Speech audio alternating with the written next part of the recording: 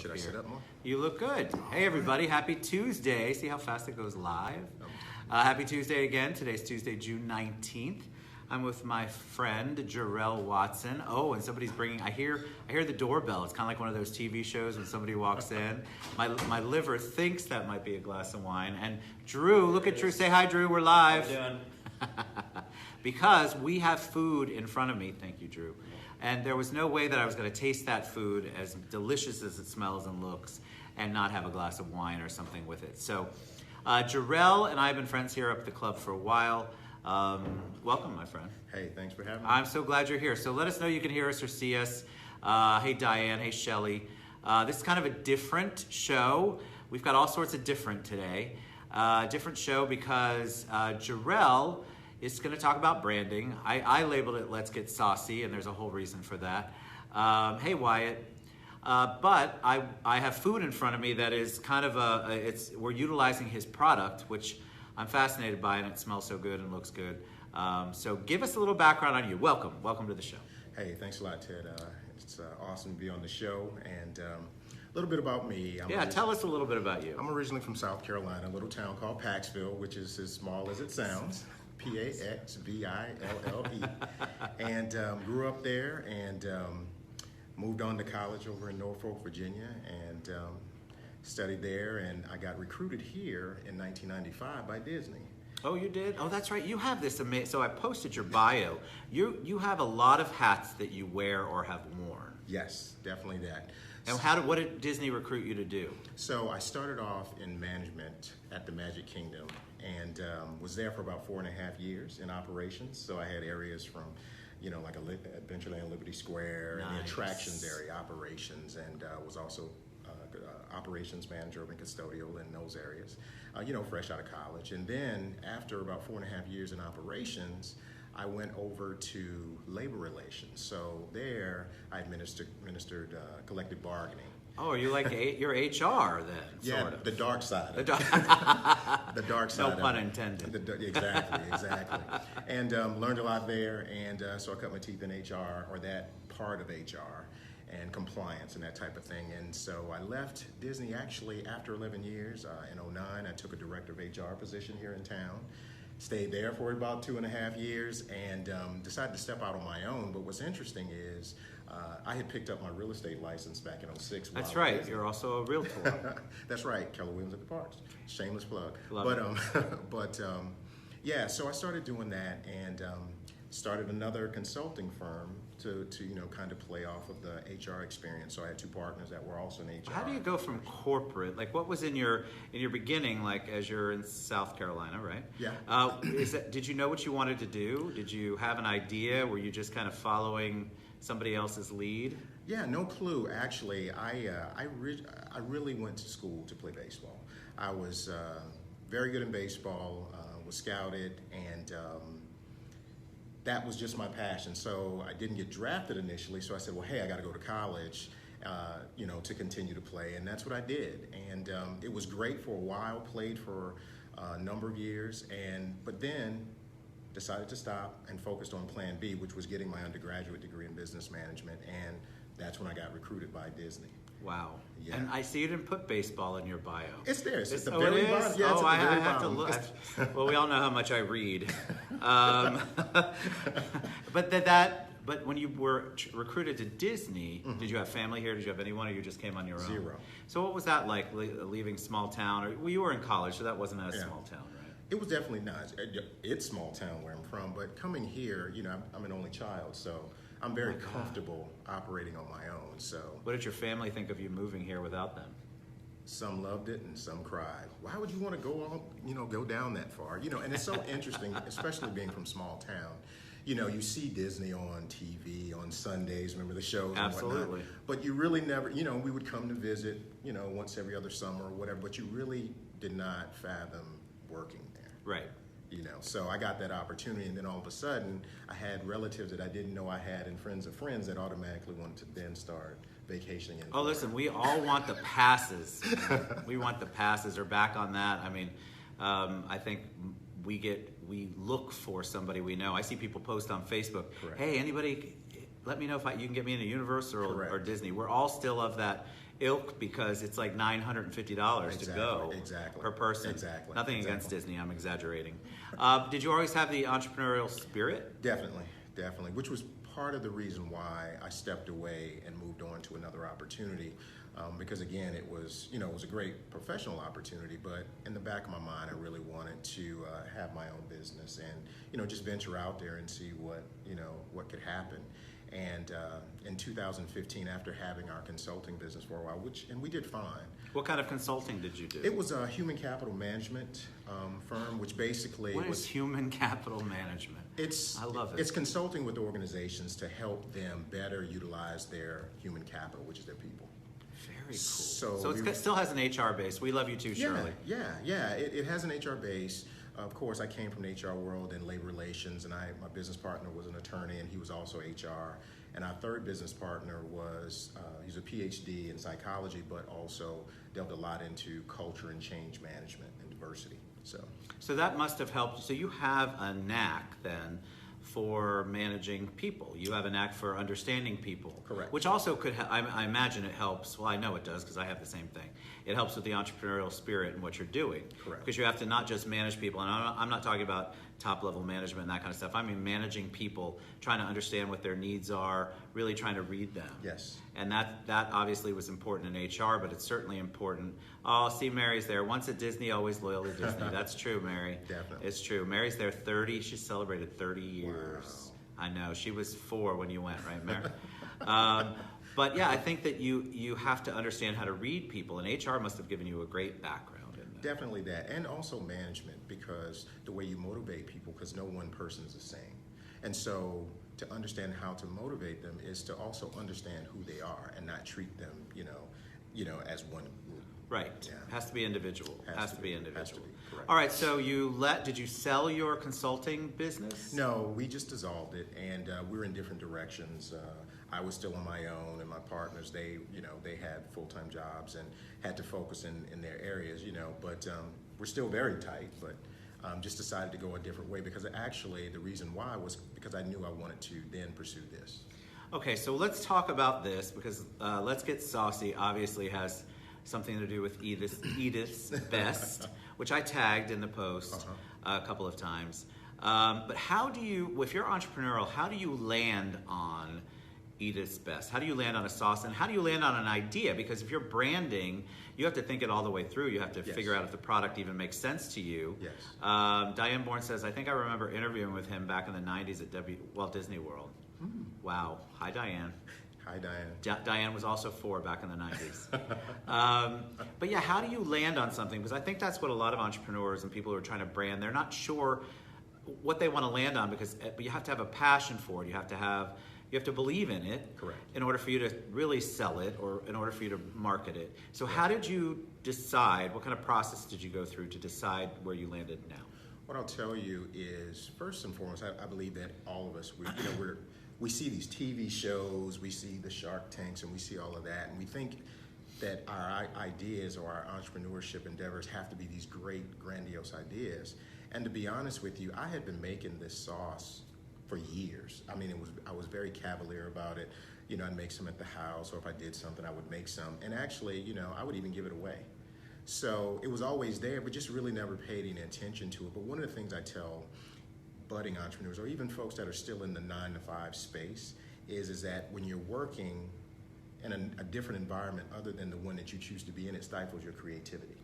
Absolutely. And so what happens is that when I had a chance to settle, not necessarily because I necessarily wanted to, but I had a chance to say, wow, this could be an opportunity. My wife, she had been telling me for years I need to do something, but I went and I pursued other things.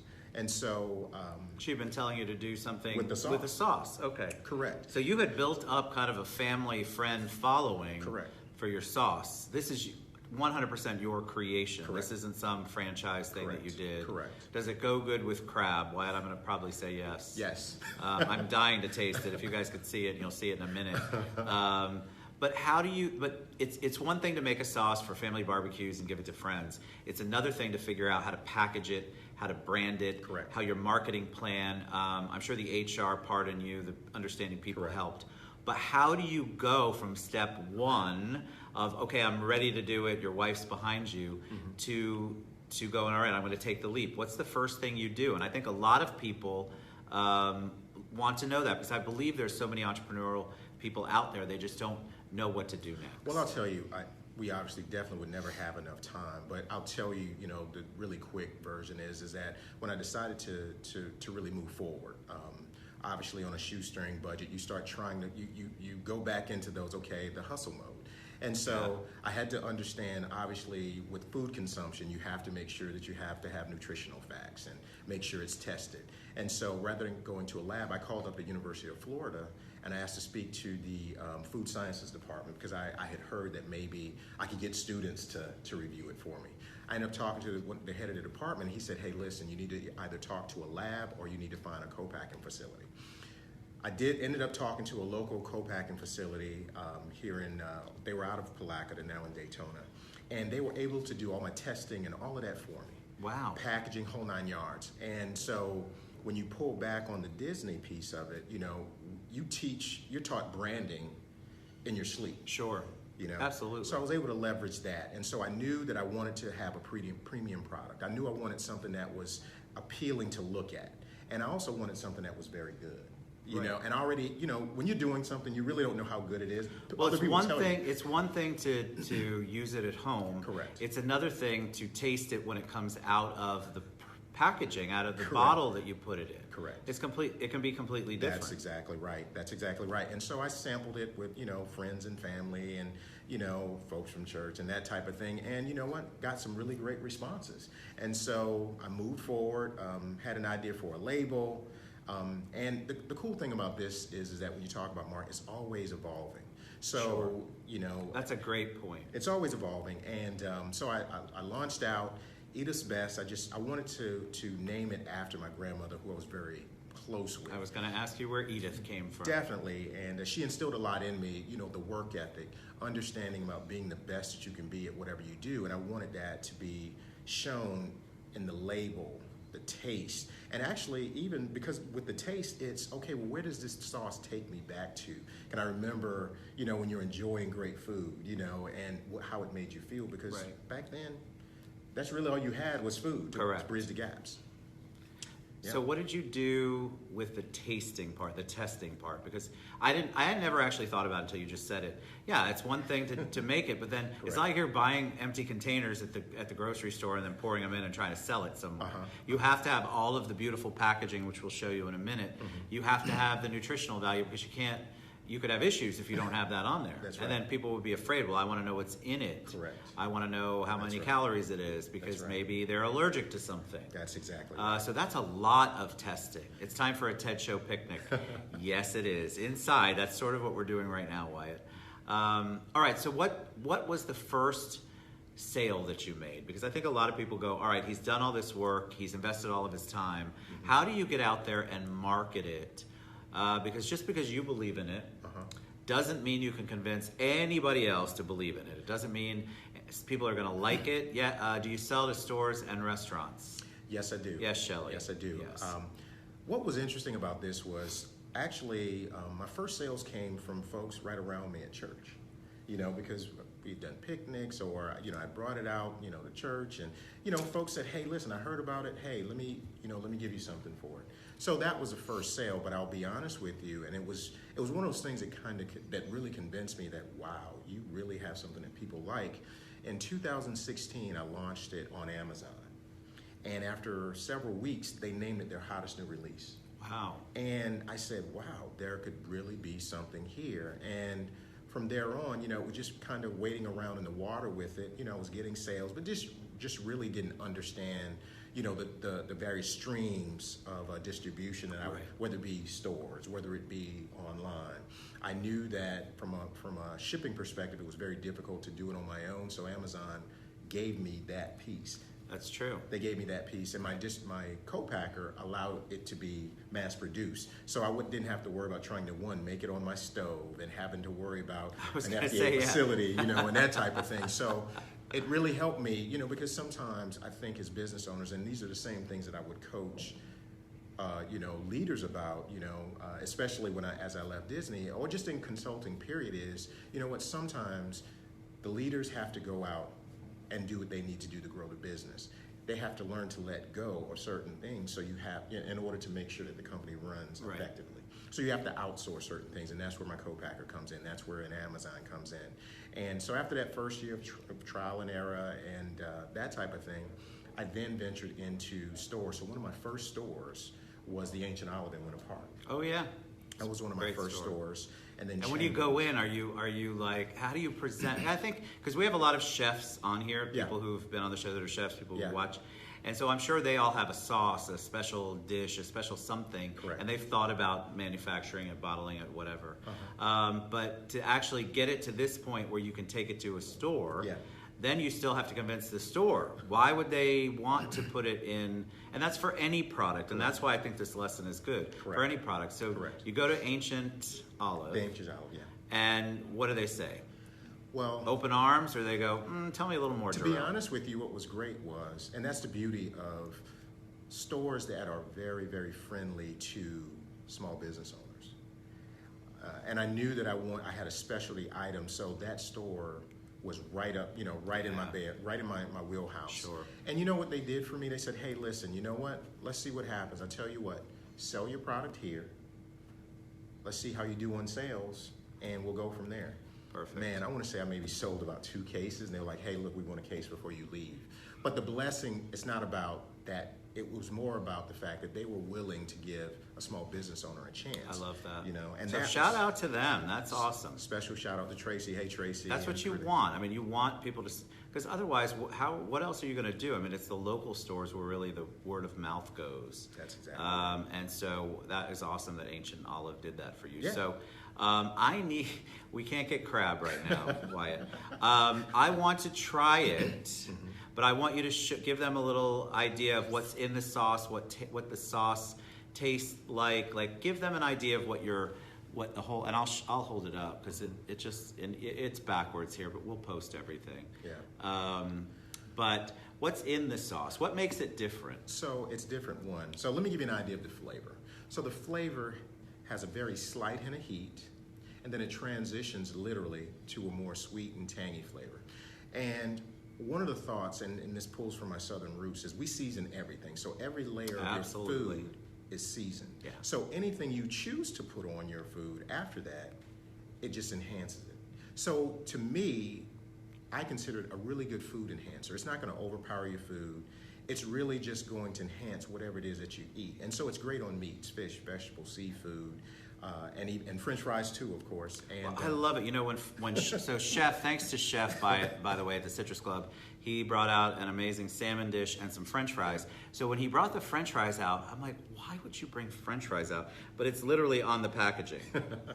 Great on vegetables, meat, fish, and French fries. But the reason that I wanted to do this, when Jerrell came to me, is because I feel like this is showing, he's kind of giving you his story start to finish. Like, here's a full product where you're an entrepreneur and you want to get out there and you want to do something different. He's taken it all the way to the nth degree and now is in that position where he's actually able to market it and mass produce it and get it out there in all of the different marketing platforms that we have available. Correct. All right, so I would like to try. I haven't tried it yet. I purposefully did not try it today, even though I had an opportunity. But I want to give it a try. And what am I going to expect? I'm going to expect a little heat, but is it mustard based? Give them a little bit of background on how you came up with the flavor. It's a really nice blend, and a blend. You know why I love a blend. So the great thing about, and the other thing, and this is how you know you're operating your space, and the blessing of it is, not only is this a condiment, right, that I really believe that can be utilized on pretty much anything.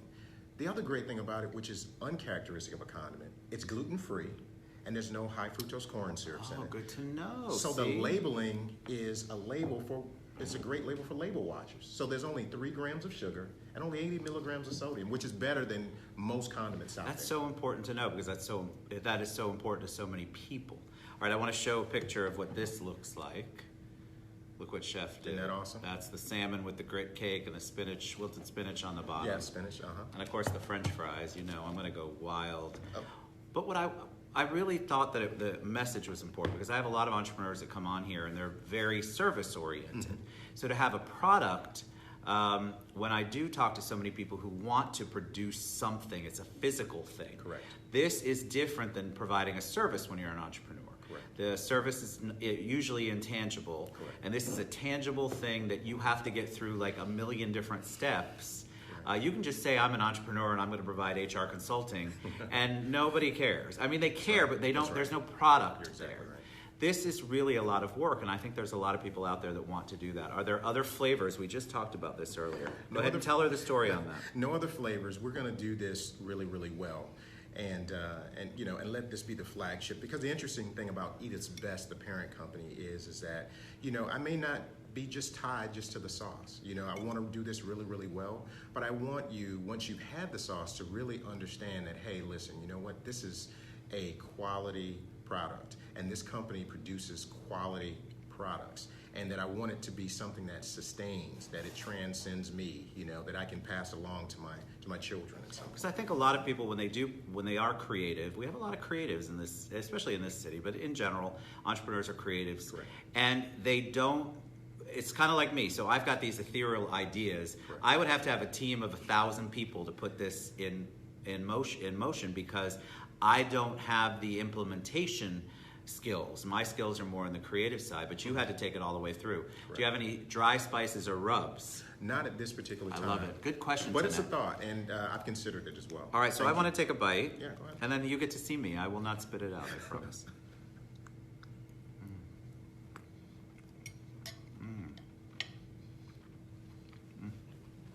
All right, you get to hear me grunt as a crazy person. That is delicious. All right, you're right on the heat. So what's that heat flavor that I'm getting? A little bit of ground pepper, and you got some turmeric in there, and some red peppers as well. It's very good. Yeah. So how did you decide, how did you come up, did you have to, in the early days, did you have to come up with a different recipe? Because just because you have a recipe that you use at home doesn't mean it will necessarily translate to mass production, right? That you have to add different things than you would at home. How did that process work? To be honest with you, this is very authentic. I love it. It's very authentic. There's nothing that I had differently. Now, one of the the ingredients that you use, especially for it to be more a healthier concept, of course, I had to change that a little bit. But for the most part, it's very authentic. I love it. Yeah. What does Jerrell like to pair with his sauce the most when he eats it at home? Well, I chose a white wine, Mary.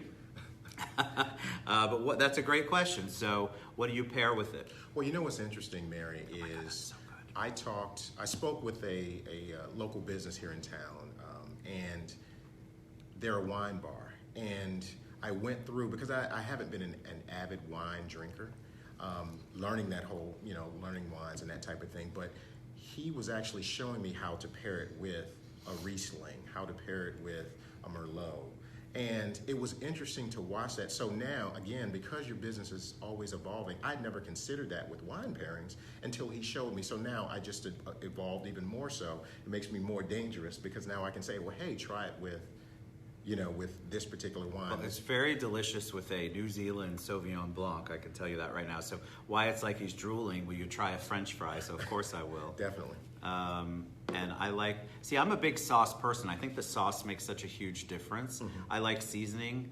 And I don't like bland foods at all. Exactly. I don't have to have heat for heat, but I like to have something that, what food product, Sauv Blanc aside? See, Mary's trying to get past, she wants you to talk, so you go ahead and talk. So the concept of French fries is this. One, because it is a healthier condiment. For those that have children, this is and it's not boring like ketchup and some of the others. And let's just face it, French fries is $1 billion business. That is delicious on the fries. I would have not thought that, at all, but ketchup has so much sugar in it. I get it. No, I like the whole thought process. So that's unique about this sauce, is that it's healthier than normal condiments. It can be used in so many different ways. So rather than, oftentimes, if you look in your refrigerator, you have condiments for everything. So I never brand it or market it as a hot sauce or a barbecue sauce. It really and truly is. It says, always amazing with anything. You can use this every time. You sit at your dinner. That's the AAA. So Punjab says, the sauce is awesome. We use it on brisket, ribs, and chicken. How do you now go? So you're going out to more stores as you're growing. Correct. Are you doing? Again, this is all part of the marketing part and the branding. Correct. I see you going to like local fairs or local events. How does that promote the brand? And is that a difficult way, or do you feel like it's a good way for you to really connect one-on-one with people? You know, I do have a mentor who's been in the industry for years, which is what happened with me actually changing my labels, because I needed to make myself a little bit more commercial, right, with the labeling. And so one of the things that I do is I'm in the Winter Garden Farmers Market. And that's the beauty of having your own product, because now you're not scripted. You get to, people want to connect with you. So the way that we're connecting with the audience today is exactly, I get to tell my story right there. How often do you get to meet the person that makes a product that you eat? You don't. That's why what you're doing, I think, is so smart, which is why I want to encourage other people to do it. You have to have a story behind it, and you have to make the connection. You can't just all of a sudden wake up and go, yes, we're going to provide all of that, Wyatt, after the show. You can't just wake up and go, I have this, I'm sorry, I'm drooling because it really is delicious. You can't just wake up and say, okay, I'm going to bottle my favorite sauce, or I'm going to bottle my favorite rub, or put it all together. You really have to make the connection. You have to also make sure that just because you like it doesn't mean it's going to be able to be mass produced and other people are going to like it. You're 100% on that. And the other thing, and I think where the HR piece comes, or labor relations for that fact, is having tough skin.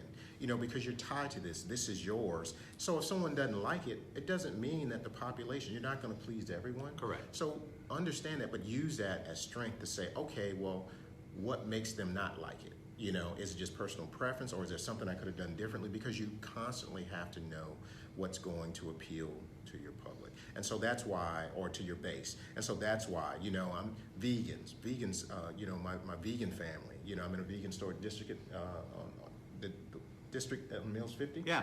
I'm in there, and they love the fact that they can enhance their foods with that, and it's a great label. Sure. You know, so just really, you know, connecting, doing tastings at the various stores that I have around, and just talking about it. But it's more conversational, because, you know, as opposed to selling. Correct. You know, it's conversational. Who doesn't like to eat?